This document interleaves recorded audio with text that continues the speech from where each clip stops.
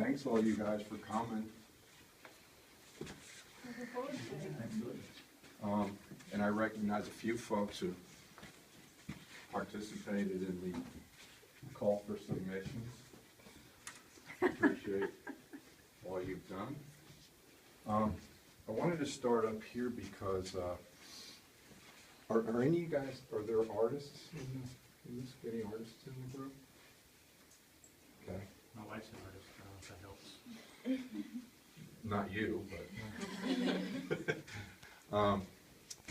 but I wanted to kind of say that sometimes things take a while to occur, and that's not a bad thing, because about 20-some years, I'm not going to give you the exact number, but over 20 years ago, I was hired to teach a one-year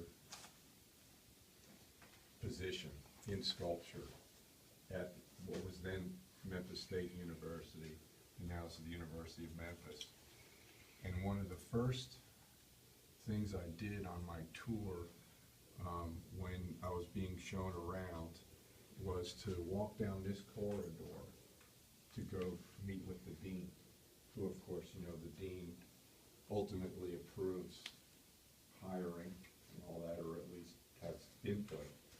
So it was a nervous time, you know, because it was to be my first position teaching art, which was something that I was definitely interested in at the time. So there was a little bit of pressure, but I remembered seeing this space and being told that it was the art gallery, and I thought, man, that is a really nice, big, huge space to maybe someday work with. And so it kind of stuck with me that this was here. And a year or so ago, when Leslie asked me if I would consider doing a project here, one of the first things that I thought about was maybe there's some way I can manage to use that space that I have admired for so long. So when the idea, and she kind of pointed me in a certain direction about what she was interested in for the project. She wanted to do something involving ordinary objects, which I guess is something that I'm known for in my own work. She had been inspired by a writer from Istanbul, Turkey, called Orhan Pamuk, who is fascinated by the objects that fill our lives, and he's so fascinated by it that he has created a museum in Istanbul called the Museum of Innocence. And what he's done in that museum is collected artifacts that relate to the stories that he writes. So it's a really kind of strange interdisciplinary hybrid where there's a crazy connection between a narrative, a made-up story, and this museum that is filled with things that illustrate the story. This was in Leslie's mind when she asked me to do something. And I took that into consideration, and we came up with a couple of possibilities. The original idea was to have people submit objects that mattered to them, things that they had kept over time, with the one stipulation being that object would have a date on it, month, day, and year. And then what we would do is collect those things, like we did these newspapers, the newspaper clippings, and kind of maybe put them in chronological order in the exhibition space.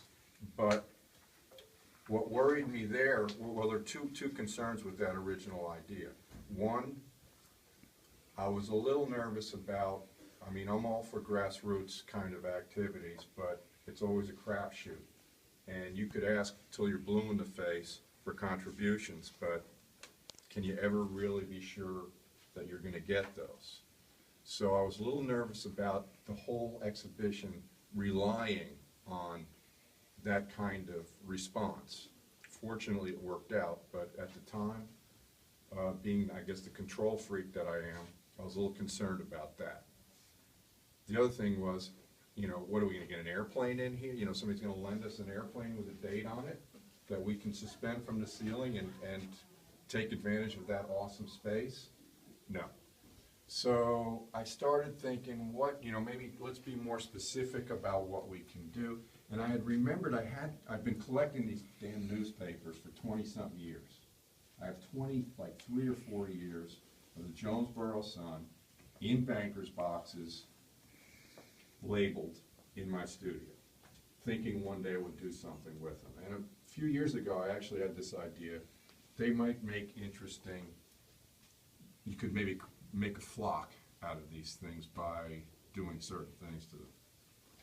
So I remembered that, and I thought, that's where I could, yes, I should do that piece, and wouldn't this be a great place to show it? And the whole idea was to kind of fill the space like this, and to kind of be able to see it from this vantage point that I had fallen in love with in the past, and then to enjoy it from below, and even to at one point be able to walk through it as you go from this part of the building to the offices and studios over that way.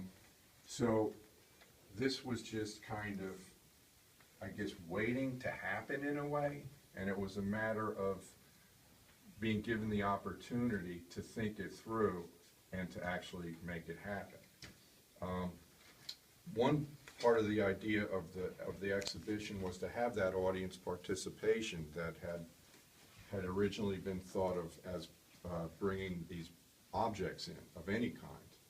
Well, the idea of using the newspaper birds in a way kind of clarified that part, because then it was, well, what can you substitute for a dated baby booty or a trophy from a soccer championship? Well, what about a newspaper clipping? So the newspaper clipping became this other thing that we would ask for that would hopefully get people interested in the project and also get people to participate. So I think I will end this segment of the presentation with that, and why don't we head downstairs and look at it from below. But before we go, any questions? One thing, I want to point out to you, you don't remember this probably, but when you came up here 20-some years ago and walked down this corridor, the whole thing was glass. It was glass to the bottom. huh, So it was much glassier then than it is now. Okay. We Not as had, classy, is it? well, it's not as glassy, but we've covered it up because there's always all kinds of stuff going on up here. And it's, on the floor, you mean? yeah, I mean, there's stuff going on up here. It We happens. wanted to kind of limit the competition with the gallery.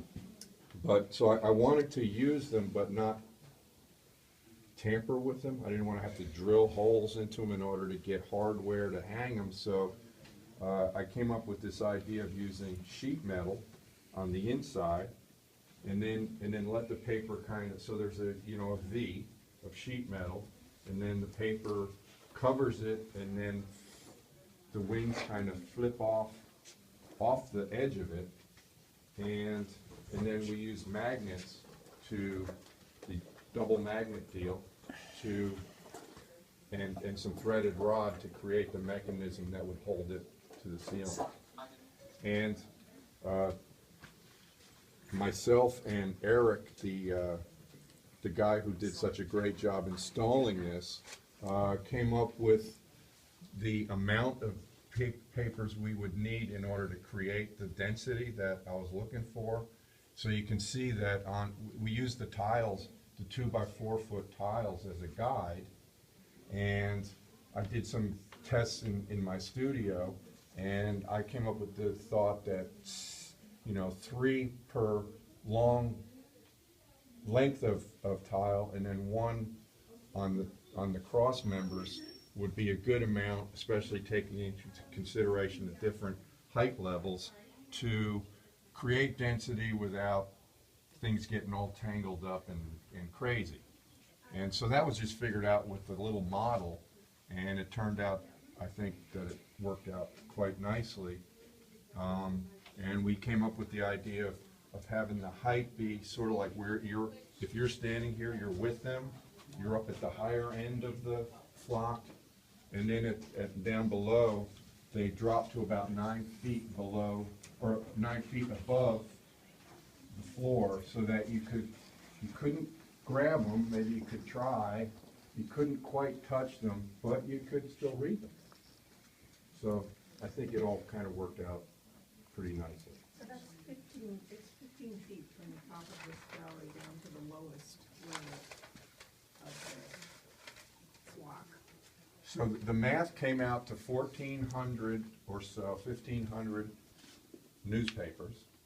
So you divide that by 365, you end up with 4 years of the Jonesboro Sun. So I decided I used 2010, 11, 12, and 13. And actually, if you look at any of these right here, they should all, I hope, be 2010s, because he's basically started. He kind of installed it in chronological order, with 2010 being at this end, and as it heads that away and then actually out of the museum, you probably noticed, we end up with 2013. Fishing line, we knew we were going to use fishing line. I asked, please get the thickest fishing line the museum is willing to spend on, because I wanted it actually to be a presence as opposed to this wimpy little thing that it looks like you're trying to hide what it's hung with. And I thought that turned out great, especially from this point of view where you get this nice light play on the monofilament. Essentially, I explained it to the best I can, but just people wandering through it has been really excited about it. Good, glad to hear that. And occasionally, unintended consequences happen, that one of the birds dies and falls down. The magnets come loose. So you even have an interactive show. At least they don't poop, though. Well done. Next time, we're going to work on that, but next time we have a little kind of, maybe paint, a little white paint come off it. How How about brown M&Ms? There you go. So any questions while we're up in this zone? Yes. Yes, ma'am. Was it really important that the newspapers, like, you be able to have them again after Yes. you want to keep them? Yes. I want to return them back to the archive, but also I'm hoping, I think, that I wouldn't mind doing this somewhere else, especially if the space was as, appropriate as this is. And basically reuse this component of it, and then make another call for submissions that would be more kind of geographically, about some other place. That would be about that place, but this would be maybe part of the thing. So you do stuff and you got a plan, and that's always a good thing, but then sometimes things don't go as planned, and you deal with it, and other times things go better than planned, and you say that, of course, it was my idea all along. But I had no idea that this space would be, because look, there's the museum, there's not the museum, and how territorial things are. I didn't even think that this would be a possibility. But it was towards the end, Leslie, the director, said, maybe you should use this. And I said, no, of course. If that's an option, absolutely. Because then not only you have a bird's eye view over there, but here it's like you're in it. Like you're going this way, you're leaving. We're all leaving. We're leaving the museum, we're going away. And here you are, and you're kind of, there's the guys in front of you, and there's all the folks behind you. So I thought this was an awesome addition to the thing that really, honestly, was not, I had no idea that that was a possibility. This was a real treat for me, and I think probably for people who experienced the thing. So if you have friends that couldn't make it, and if they do come, please say, make sure you go upstairs and see it from that other point of view. So anyway, okay, let's head down. Any questions about this zone?